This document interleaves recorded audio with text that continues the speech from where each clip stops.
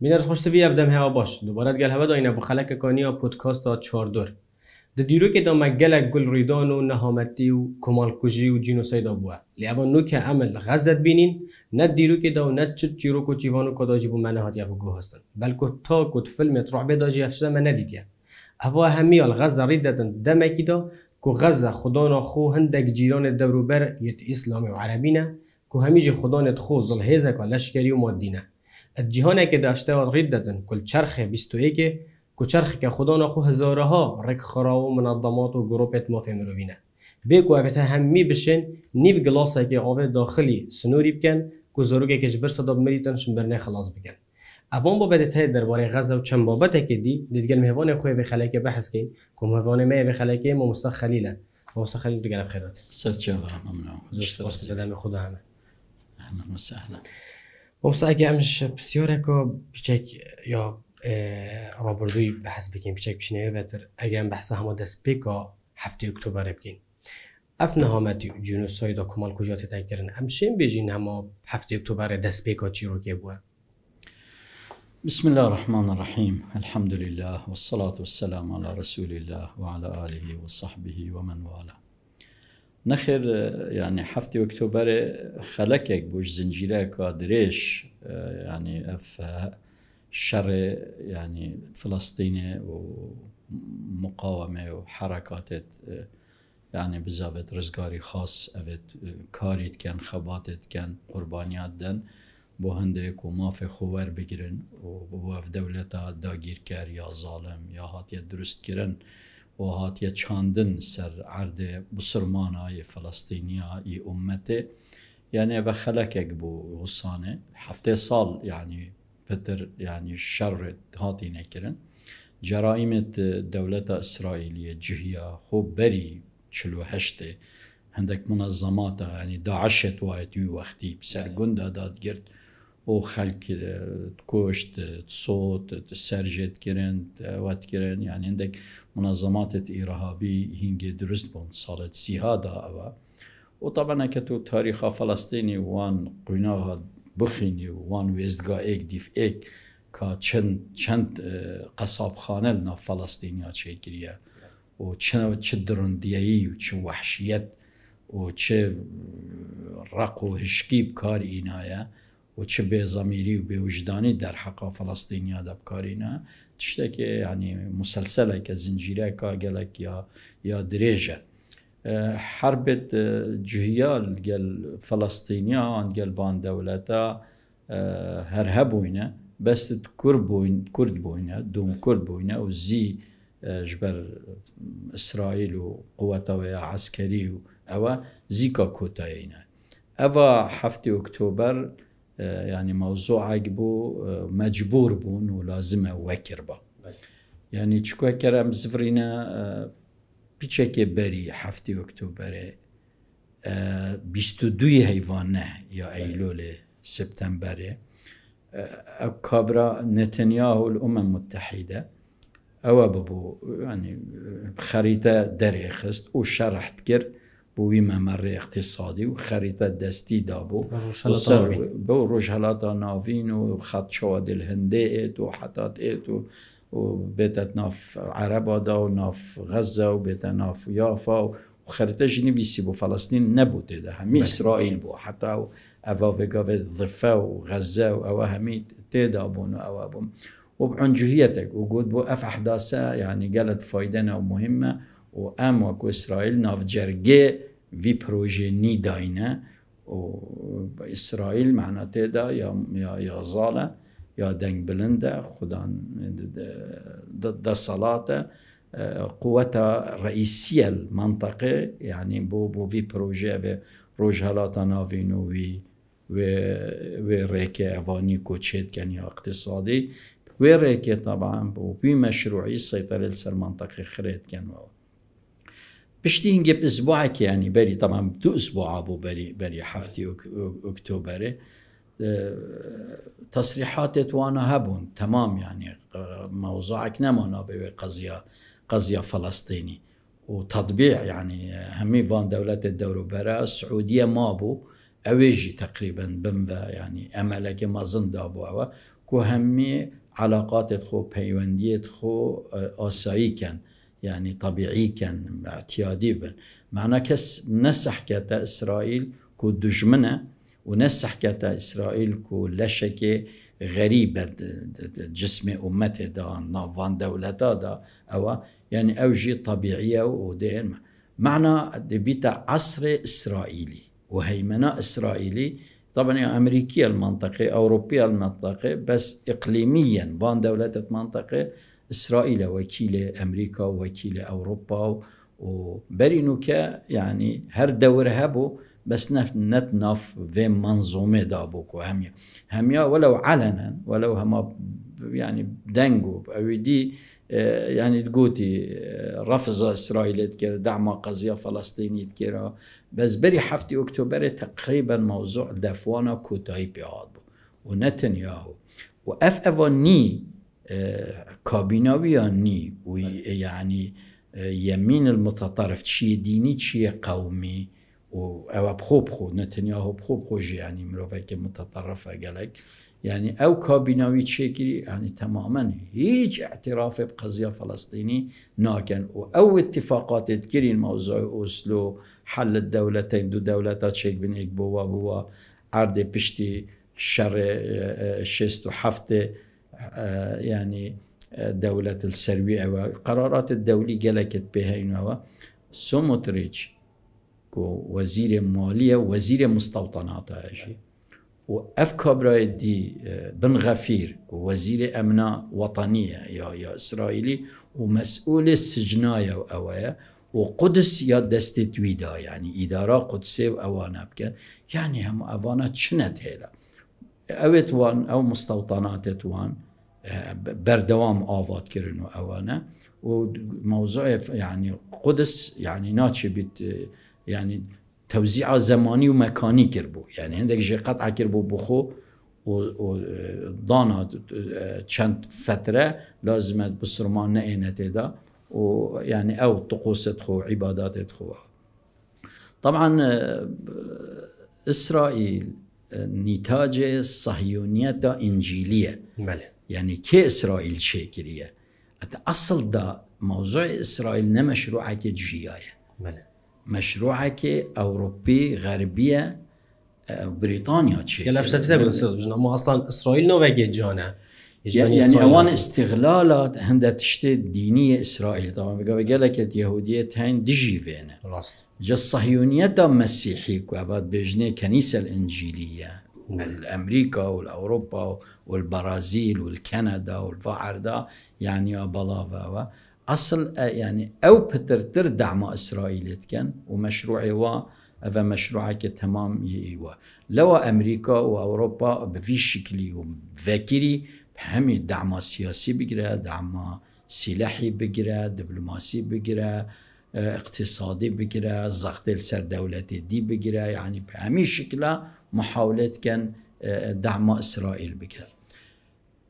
لو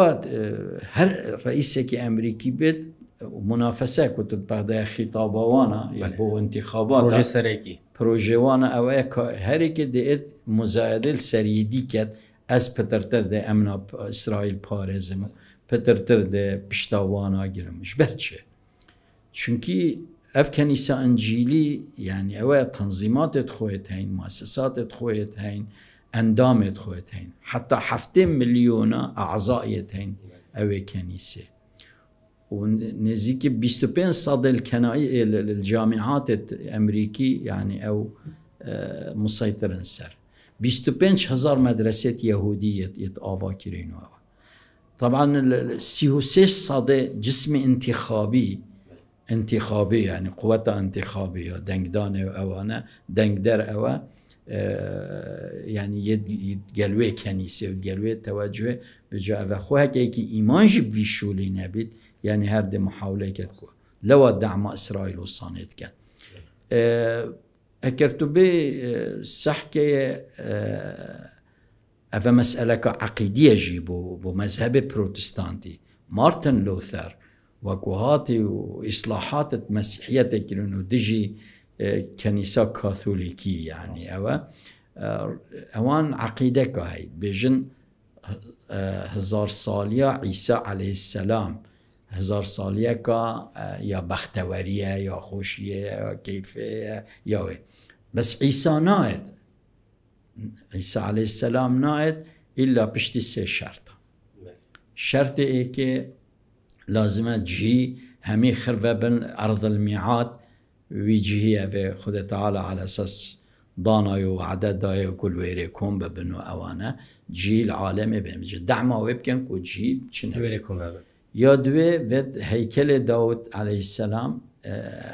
يعني بناء الهيكل اویل ویره به جا حفریاتات کن و اوانه و به جه سلیمان جه داود علیه السلام و هیکلی هيكل معنى دار الحكمة يعني معنى كتضانا يعني أبدا إعلان كده بمملكة يهودية أبدية وحكم الدنيا بكتنا بس نايف فلسطين والأمة بكتنا بس أوا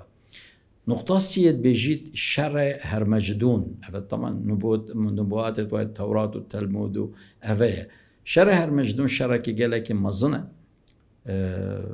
بيجيت فيت 400 مليون كافرة روجهالاتي بين كشتن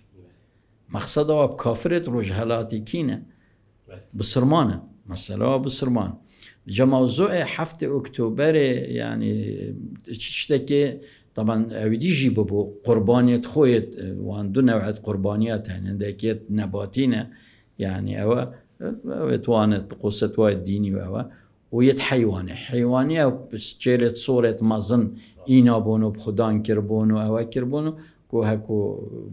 کرنا قربان خلاص اوه اعلانا هنده مملکات یهودا زفری و بنای هیکل چه ببوها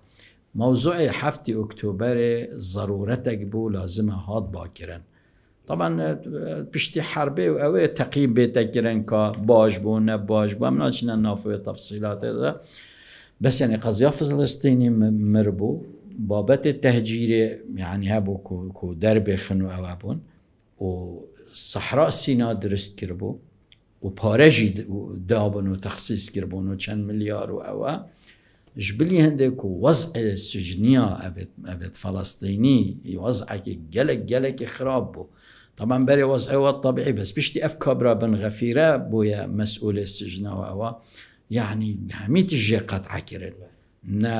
يعني زيارات مروفت وانا في حقوق السجنيات بري يعني همي جيقات عبو المهم موضوع 7 اکتبر موضوعی که وقتیایی نیه قضیه فلسطینی و خباتاوه و شوان پروژه اسرائیلی که چه نهیلید یعنی نه اوه چکو التزام بچه و حتی موضوع اتفاقی اسلو و قرارات الدولی و اوانه علنا اوانه يعني همین رافض کرن به کابینانی و اوه فموضوع که وقتیان نبوده يعني سيدا كوريكي ني جلت هاتا كرن كنتشي جلك جواز بهتا كرن نما كوكي هندك ديفيجن هك 7 اكتوبر نهاد باكرن اما كبرين كاتشب ويادو هر صابر داميد وصنا وفيشي وزنه بالكل شيء جلك فلسطين تماما قبر هاد بو كولان وهمي تشتهاد بون ديار كرن واوانا طبعا همي جرى خو اسرائيل 7 اكتوبر جينا بو چجانا راوستيايه يعني همي جرى چند جرى الغزه يعني ببردوام باید 2008 2012 2014 2021 يعني هر جاره بناوكي بعملياتك وهيبكري بس يا غزه بوان 7 اكتوبر بوان تشتكي مفاجئ بو وصزاني بو يا خلاص بو يا تمام بو يا اوان جي خو حاضرت كر بو شولك مازن بجا دين و هاربون اكوشان اولا همي كاميرات توانا و تكنولوجيا وانا و اوانا مو راستاندن او ديوار وانا تشكري يعني اختراق قوي بكي وبتشد ناف داو يا دوي نظرية الردع يعني كو آن انذار المبكر كنت بيجي يعني زيب خوب حسين وجرس اللي بدن هر تشتكي بزي احتواء بكن آنجي بري تشتك شي ببيت او ضربة خودانن آن او شرطية منطقية تشتك منطقة شنابت إلا أو زيكا يعني دفاع اللي بكتو نهيلي تو أو آنجي قلعة متقدمة كلها كبو يعني دفاع المصالح الأوروبي وأمريكي وأو يعني ملاذ آمن أبو جهية الدنيا وكو بينوير جهك يخوشية أبا همي 7 اكتوبر أبا همي تيقدان أف مسألة همي تيقدان جا طبعا وتروجه كده من خلال 6 ساعات ترابي مقر استخبارات وهمي بيانات ووثائق ومبيني فرقة غزة وهمية تيك بدأ وأوا وبتشي ناف مالت وبيني داري هندا إخسيرا بجري وهندا بوكوجي وأوانا يعني بوان تشتكي قالك ما زنبو جا تشتكي جواز بو 7 أكتوبر بس معناوي أوا نبوكو يعني جهي راست يابونو أكا چينه بو اوادینت هاتا کرن نخیر نشین بجین همه شعره که نوستی بو سیده و اما شعر نوستی شعر نصايا كي هارا وقرقك المنطقة الشيرنينة يعني قرقك دفخينة وصايا يا أوروبا يا أمريكا بردنا خلقي يعني كتو مجالي بدا من يعني فيت كو عبد الله نفيسي بيجي فيت محطات عالم إسلامي دقل أوروبا هميات تبجين دا قضية فلسطيني جي تبجين اولا استعمار اوروبی هاتت منطقه دا منطقه همی داگیر کرد بجاش یا فرانسی بگیره یا ایتالی بگیره یا انگلیزی بگیره بریتانیا بگیره اوه نهاتا اف مرحله استعماره مرحله بو یا احتلاله يعني ولات بسرمانه داگیر کرن چند ساله فرانسا مثلا چند سال اویدی داگیر کرد جزایر بریتانیا مثلا عراق و دورو بر چنگ گردن فرنسا موضوع سوريا لبنان أو إيطاليا موضوع ليبيا ومغرب العربي بيتزا يعني همي بيشتينجي أو أبون دولتت على أساس مستقل هاتن دولتت مستقل شبون يعني وانا مجال داي كو دولتت استبدادي شبابن وصاني نبن دو يعني مرحلة استبدادك هبيت نا اف انظمه تعبير الملاتاب كان نقطه دي منظومات تعليمي وثقافي وذوق وفن واداب هميا اوروبي بيكو هم بجنه تغريب يعني ثقافه غربي تماما ور بگیرن و اوانه بجا اف نظام چه بو ناو استقلالك الشكلي بو پشتی داگیر کنه پشتی استعماره هر تابع وانا بون و نه تعبیر ملت خود کرن و تغریب عادات و تقالید غربی و ثقافتاوی و هویاوی بخو اینات ناف خودا اول مرحله سیه بو مرحله چاره ولی کرن اف منطقه استقلالک اقتصادی نبید و تکاملک جدنا بین خدا نبید يعني کو ایک تمام کت و هاریکاریای کدوب کنو ببنه ایک عالم و ایک منطقه اقتصادی يعني حتى أوروبي هيا باش نهلا بكن حتى نهلا بخو دخلي بتشينن نهلا برنجي بتشينن حتى السعودية هنجي كيسنجر بو و اوابو قد بو دخلينه تشينن امدي بو وإنين ارزان ترو اوانا قبل نكر بو ملك فيصلي المطاري قد خرابة بو و دي پشمان بنو الويرد مقابله كصحفي كر الوير تهديد كرن و مصري حتى انه كناهلا يعني بو مرسي خست شكو مرسي خدا نخوها بيجيت اوا امت خوين بيت ام زراعت كين ام تشيني يعني بيت نانه دست خوب خوين و درمان خوبت ام تشيكين والسلاح خوبت ام تشيكين قبلنا كان بالسلاح ده اعتمادات السرواب كي درماني ده اعتماد السرواب كي الخارن وخانج دهر يعني بريت الوابي بيشتغل فأفا الحق يعني بكنا تابع اقتصاديا وتشوف دولتها ب يعني هاريكاريا أوروبا وأمريكا اقتصادي نشد بيجي تخد سربي خو بيجري اقتصاديا جريدا أفا 4 محطة بوان مكاسبة حتى محافظة السرب كان يا بينجي إسرائيل إينا چاند نافدا دا محافظة سروي واقعي بكن وتشتكي جي نهمي جارك والسري جيا جالك دفيا تشتكي دي جيها بهندي فتنة بون بو أوروبا وحست كر جي خلاص جي ببن همي جارا مشكلة بون بو وانا وحست كر جيهكي بو ببينن وداش مشكلة وانا خلاص ببنو وخو جي يعني بريب كانوا وانا ودي مايد بخو أهدافت خو جي بتحقيق كانوا دو جي تشك بلي يعني أفهمي جاء يعني إسرائيل شوكو مشروعك الصهيوني إنجيلي شوكو بعدك الديني جي بخو استغلال كان يعني تلمود وتوراة يعني الدفوانا إنسان نينا يعني ينا يهودي بيت حيوانه ينا يهودي بيت حتى رئيس مجلس روحانية وانا عوديافا يوسف يعني بدي كوا كهنة كوا عالمة دينية وفتوى دا يعني قلت خلق يعني همية شيء بوين دا خدمة إسرائيل بكت وحتى حاشا وكي كرانة يعني أوه جو قال كرد مدخو صاوكت وحسكت وعالمي بهند جارة دي بلنكت مثلا قال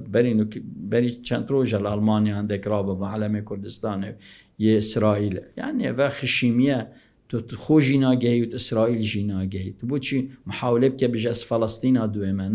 نا إسرائيل دوما ونا وإسرائيل جسمك غريبة وناميني ممكن نينا بميني وروج بروجه وعي ملتا يا برفرهد بيتو وخلق يعني روج بروجه بترتر يلخود زفريتو الناس ناما خود زفريتو وحسكت قال أمتا إسلامي وبيك ودقالك وشكو هاريكي كبتنب مينيت ديتا خارن وهاريكي كبتنب مينيت يزعيفة ويلاوازة وعصر شرخ تكتلات يا تجمعات يعني ديري شعوبة منطقة ملتة منطقة بتهمي خوب كان ايك وواقعك سياسي اجتماعي اقتصادي هوية حضاري يا في منطقة بخوب زفريننو وقوة خود درست كانوا أبدا شوات شي بيت أبجي طبعا كرد ملتك مظلومة وخدان هوية خويا وشعبك 5-6 مليون المنطقة في منطقة ده مهمة شوا ملت عرب شوا ملت ترك شوا ملت فارس كيان خوها قيمة وقدر خوها يعني وضع خوها كل جبت اف حقوقك كاملة بالمنطقة ده همي بيك وتكاملها وشعوبة وكيانات منطقة شي ببن يعني ميزك سرچار بيبكا يعني كرد فرس عرب كرد عرب ترك وفرس يعني قاچك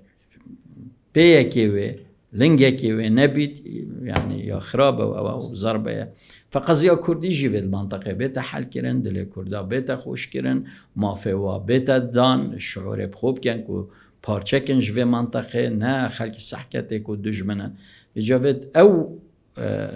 شعور بمسؤوليته بكن كملتك وصانية هي شو قضية فلسطينية هي قضية كردي وصانية هي وف منطقة كود بيجن رجالات ناف راسر چند ناف استعمارية يدا گیرکرا و در بما باشنی بکار بینیم بيجن عالم اسلامی شعوبة اسلامی جهان اسلام يعني اوه همي بيت ايكودو بگرن و بيگ و هزك تشيكن اقتصادي اجتماعي ثقافي فكري وحتى بجهة عسكري وإداري وسياسي وأوانه. سدال الدفاع دست بيكي قلت تونو که صادیار بد يعني بابت اگر 7 اکتبر نبا و اگر قضیه الفلسطینی راوستیا و الغزه نما بابت داش قالب فلسطینی درک هبید هر نت مال وری بيجي كام اسرائيل دولت داخل سر عرض فلسطين دانا وخلاص صحبت دو مايكات بلكو دافدتن دهيتا وطنة اسلامي هميه وطنة عربي هميه ودافجهت حتى دهيتا اخوما كرداش سيدا ما قالك بحث لكر وبالي ماجيك افاش 7 اكتوبر كي قال شلوفت هنا قلت انه شلوفت سياسي وتعسكري بحث لتناكر ليول دف من جواز بحث قال لنا تكرن اوجي كورفدان السربي ابات هتاكر يعني بونو منا ابات تونو كال غزت هتاكرن كورفدان وان ولادت اسلامي ويت عربي نل کو امنشن بيجن نل است پیدوی هم هر نینه چکید بریدا اگر تشتک هبا بونمونه ولادت اوروپیانی امریکی شرک برانبر ولادت اسلامی هات باکرن اگر چنه با حکومات کیونیت عربویت ولادت اسلامی هرچنه با هندک کاربدان هبون يعني ما ديت هندك جرا حتى المصري الساداتي هندك رد فعل هبون ولادت خليجي امارات وهندك رد فعل هبون هندك كاربدان هبون ليا افجار السيدا هر وکی دی بیجی يعني عجزه که کامل با ولادت چه بی اف عجزه هنده کامل بوان همی ولادتش چه هاد سيدا غزة يعني تقلك تشتي خدايا جياوازه وتشتكي وكو بيجي تايبته أفسانية أسطورية يعني تشتكي قلك مزنة إيك مساحة كوصا بيافك هندية طنك چند 365 كيلومتر مربع و 2 مليون و 300 حتى 400 هزار مروف يتيدا هاي أفا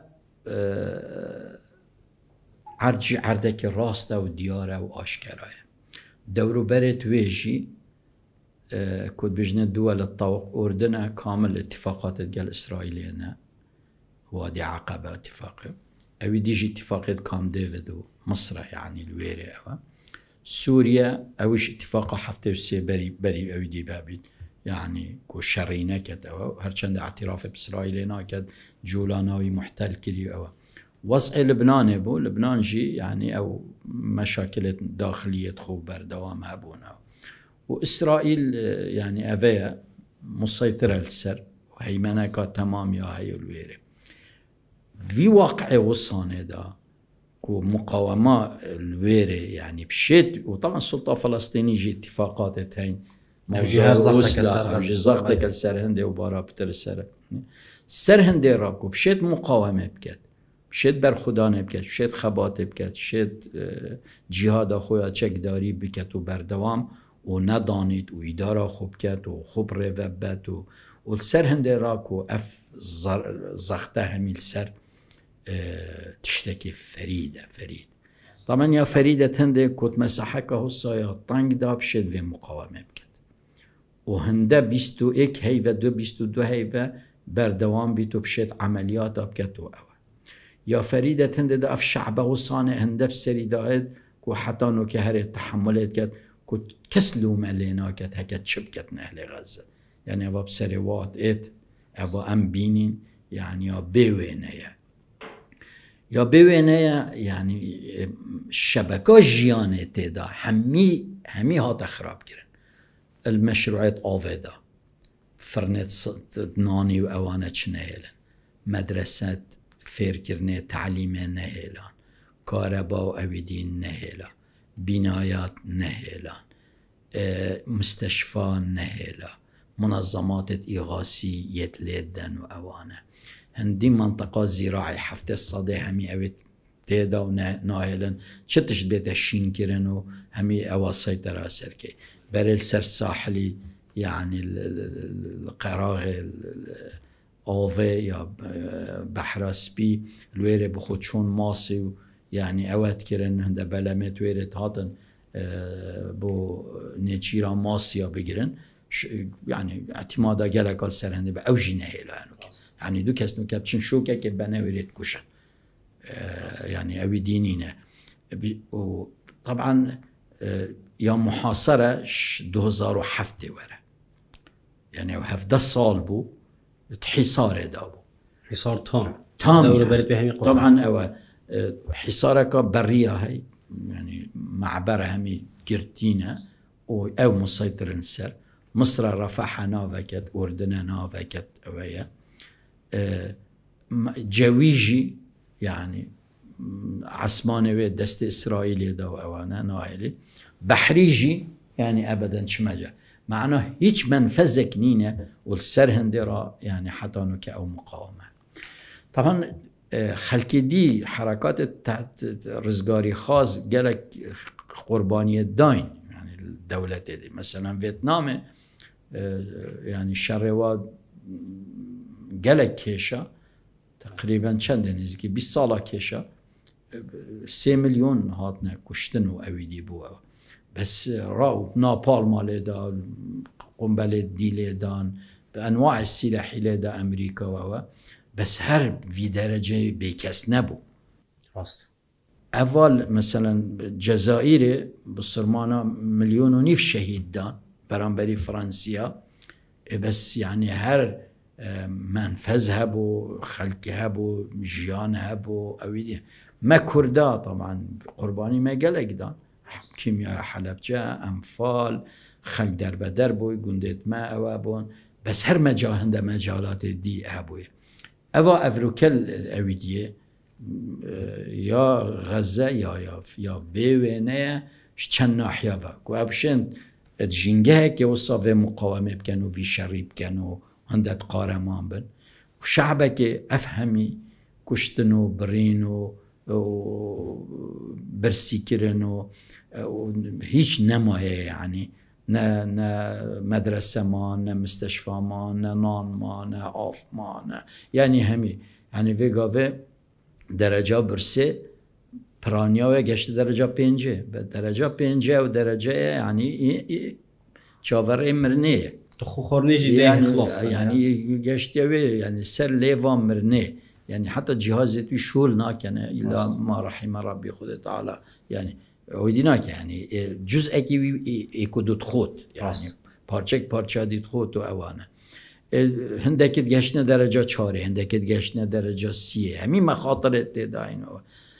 سر هندی را یعنی اف شعبه بردوام اوت کت دفاع الخود کت و مطالبه حق خود کت و امریکا حتی انو که محاولت کت راستینی تو اتفاق بکت بس ترامپ هر یه بيجي في هفتیه ده خبره که خوش دین یعنی هر مجالی دت اسرائیل کو کوتایب موضوعی ببینی تو اوه جا موضوعه که یعنی گلک يفريد التاريخ هذا تأثيره سوالات أو بو تأثيره كورفدان طبعا يعني شو سورة التوبة نابوة الفاضحة عن الكاشفة يعني مروفي هميا ديارت كات همي تشتي كشفت كات سونرك أبي موضوع غزة قالتش ديار كرن أولا قضیه فلسطینی و چند مهمه و خدا خویه های و دبر دوام لازم امینید زندی و اف قربانی و اف مقاومه او تشتکی گلک مازم شعبه که وصانه قبیل ناکت یعنی بیجید بلا سر عرده خو بمرم بما صوتم بما کشتن جبر سادا بمرم از در ناکوم یعنی تشتکی گلک مازم و خیانت و غدر دولتت او اتفاقات دگل او و بیچاره و که تگوتی عجزه و پیچنبون و درجه که شرمزاری و ریرشی و درجه که نفاق و درجه که بیوینه او جی درکوید شعبا شعوب همین متعاطفن بس چنکی نظام دیکتاتورن چنکو نظام نیت هندنا دفاع البیروزیت خوب کد و موضوع فلسطین نه قضیه عربا بتنه نه قضیه فلسطینیا بتنه قضیه که یا انسانیه و قضیه که اسلامیه و یا عالم اسلامیه و دو معسكرتين معسكر اوروبي اسرائيلي امريكي هيمنه كامل المنطقه بكت ومعسكر دي الشعوب كود فين بخو بجين سربخو واداره خوب كان وخوب ريبان ونببنا ديفلانك ونببنا اخسير يعني دستت خلقي دا يعني همين مقدرات وثروة السامانة وبن عرض وسر عرض خير وخيرات الوانا يعني همي بو أجنبيا بتشيد بو دجمنا بتشيد هذا معسكر كديه وغيره خذلانا يعني دولة الإسلامي وبيتشينا بونا أو جي باش دركت بجا هندك بيتشينا نشيت أو عندك بس هندك مشارك انت دا بجدار انت فيدا مؤامرين حتى يعني تين آخف نتوان وان هندك دولتا يقولي زي لزيب كان عم حس كاين زيكا ونتنياهو بخود كان دفاع الخود كان عمل هواجد كاين يعني في درجه وصل ديار بويا افي تاثير خود هي يعني الشعب في قافه همي ديجي فان دا صلاه انا اجبرهند شنو تعبير المصلحه وابخونا كت يعني امن قوميه مصري مهدده يا اردني مهدده شو يعني بل سيستم وادو دولته واتفاقات توي ولكن كوفي حتى ازهر رابط مؤسسه كوسانه يعني بيانك دريخ بيانك إدانت كتو لازم دولة بواجب خراب بنو وشعب واجب خراب بنو إجبار كري الموقع خو حذف كري أو بيانه كو نبيت يعني الوده طبعا يادي غدر وخيانة دولة أوروبي وأمريكي يعني شوا أبي هميل بيش جافت خود ببينن ازدواجیت وانا دو پیوریا وانا بیوان و کشان وانا اگر بو اوکراینیا چت کرو چت گود دجی اسرائیلی و بو حقوقت خلکی چت گود و بو اوت مهاجر بنویره چت کرو چت گود و اوانا چونکه چاوت وات کسکن و ده بو کازمیر انسانی منظمات الدولي شلل كته مجلس الامن نشد شبكه جبر فيتو امريكي متحدة بس بياناتها درت خيتو أوين بس شتش تنفيذ نابي. منظمات الحقوق هيومن رايتس ووتش يعني نشد شبكة وأوا. منظمة العفو الدولية، محكمة الجنايات الدولية، يعني مؤسسات الدولية يعني راسته يضاناي مجرم حرب ولازمة نتنياهو وأفي ديفي برينوكا يوآف غالانت وزير حرب وانا وأوانا بجالفيري وضع غزة حفتي أكتوبر طوفان الأقصى ديار كر كو يعني أمريكا يا تشوانية ومجلس الأمن تشكيانا وأوا وف منظمات الدولية وهمي كانت عاجزن وأفد بحث حقوق ما في مروفيت كات يبتشيكي عن يجنكي عن يملتكي عن موضوع الصحي يعني هكا في قوة بشيكي العردكي جبر صادا مربان صال عردكي بر صادا كرت جندكي وصل الظلم لهاد باكرن يعني دولات أوروبية ومنظمات وأوانا همي دراب بنسرخون تهلانا ولو الحمد لله في قوة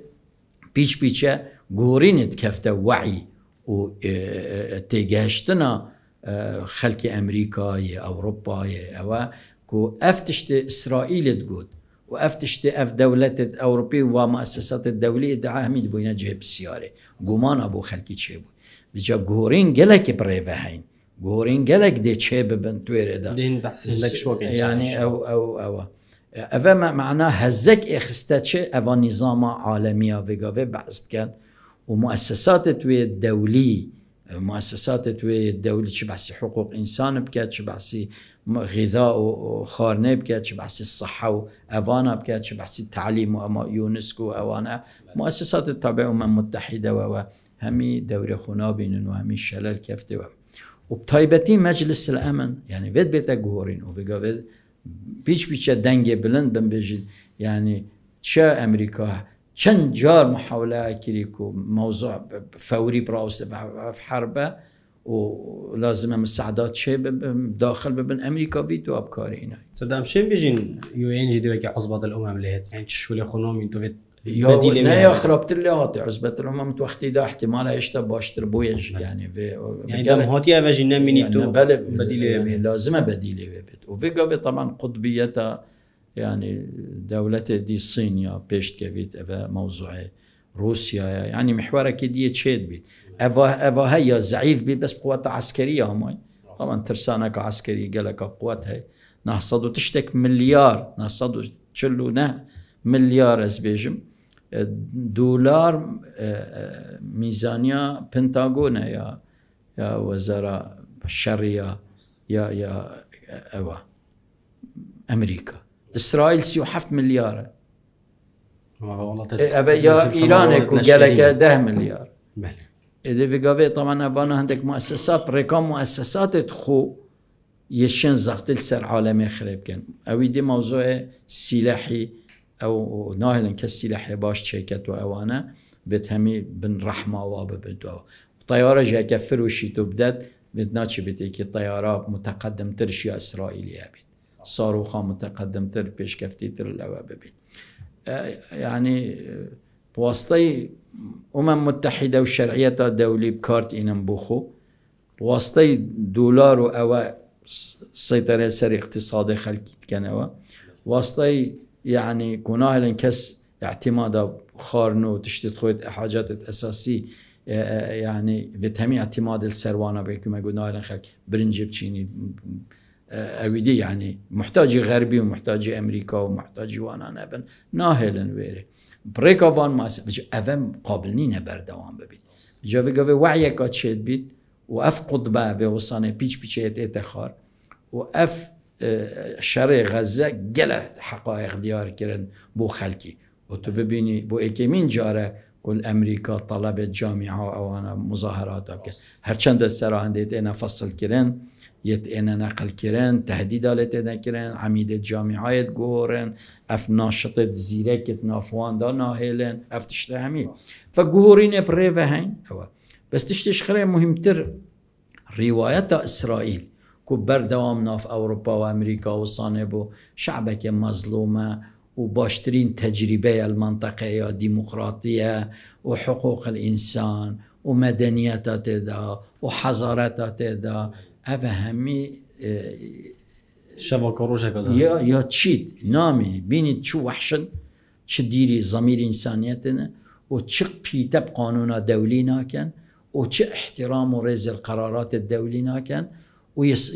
روجنامه نویسات کجن أفت أونروات كوجن يعني أفت منظمة إغاثي مساعدات وأوانه تشتكل دفاع مقدس نمايا مزقفتا تعرفين كنيسات تعرفين يعني تشتك نمايا وانا نكري في عربده يعني في أصاب كفيا ناف قيمتي بوتشق قيمة يعني أفت أوروبا بحسابه وأمريكا سر أوفابهم بحسي حقوق الإنسان وبحسي مدنيته وبحسي ديمقراطيته وقيمته ومفاهيمه همي دركتن درو تشتكنينه تبيني اف جهورينة وعي خلقي داچ واف هولوكوستا بقوي خلقي مراجعات كان بيجي اوجي بدرجه نبويا وجهي بخو ادعاءات كان واف اوت كان بقوي هولوكوستا اباده قركرنا بكوماله كوميه يعني سر فلسطينيه كان وصانه چکه هولوکوست او بحث که صدا مت کتاب دا خواندی بس اول ویدیو ببینید بجا اوا غزه تاثیر کا گلک مزنا سر وعي شعبه سر دولته يعني في الصيهاره خل ايران دد خل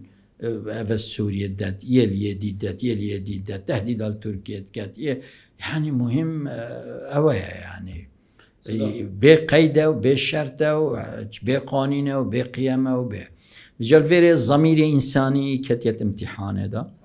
منظمات الدولي أفت بحثي يعني حقوقات كانوا وقانونا في دولتي كان يعني همي عجزة وديارة بو بلكي هنده جا أود بنا أداد بمؤامرة جالك جارة هنده جارة جاكي تشتكي بيجن قوة تنفيذينين يعني السر عردي ناية تطبيق كرا منافقية وان دولتها جي جالكا وبيجارية وبيجنبون وان سرشوری و ریرشیا وانجی اوه گله درک و جلویره اوه جه هنده کو همی کسب خودا بشت وکو تاک مسئولیتاوی برانبری افتشته چه بید وکو ملت اف شعوبت منطقه وکو افت خدانت قضیه هی و اوه هی افت شبکن و اف دولته جی يعني بخودا بچنه و بزانن يعني اسرائیل که اعتراف بچت کد دی پر کنستوانا تصويتا كل السرهندة كو سر يعني هندا تشتبرينو كسبحان الله بلا من شو هندا تشتبرينو كاي بديهية وقرارات الدولية تين وأويتين هاتنا إلغاء كرن أشكو أوي يوري بحميد يعني يعني أويكو اعتراف بهيج قرارات الدولية ناكت أو اتفاقيات تشيبون الأوسلو سيادة يعني تصويت سرهند دا كو السيادة يا إسرائيلي لازم الضفة الغربية إضافة بقراراتها يتشبك بن حكم دا صلاة السلطة الفلسطينية دا مستوطنات تدخل بردوام تشيت كت تجمعات تدخل سكني يعني وان وهمي بديف طراز وزارة الدفاع الضانيت يعني همية شرينة وهو مستوطنة همي مسلحا وانا مهم تشتك نهلا يا والسيادة ويجي يعني لازم أو بالا داز بتشتك بو فلسطينيين وفلسطين سلطة فلسطين وكابو جهازك أمني دستوان دا شرطة وابو مكافحة هر تشتكي شيء بدجيوانا وأغلبة معلوماتها جي أبي بيجري أبي بوكو جاي ويرا يعني أو تعاون جياد قالوان هاي مخابنين بله راست مستوى خليل طلوي زور سباس تقال ماذا ما قال سحبات ما قال تبكين بس بو فرصة بيت إن شاء الله زور سباس